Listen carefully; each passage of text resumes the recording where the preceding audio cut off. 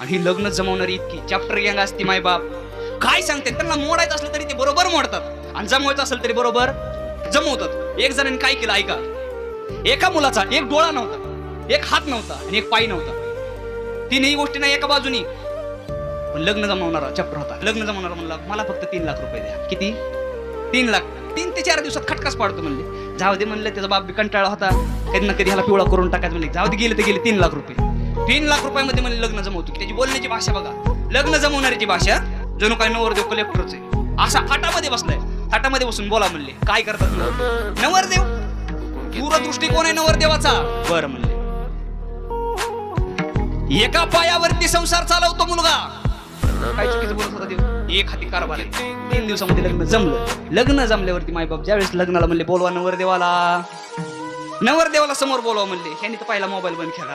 जेव्हा लग्न जमणार तेव्हा म्हणला आधी जमल्या म्हणला मला तुम्ही पैसे आधी जायच्या आधी मला निम्मा ऍडव्हान्स, गेल्यावरती मला सगळे पैसे द्यायचे. त्यांनी त्याचे पैसे घेतले आणि मोबाईल बंद केला, निघून गेला.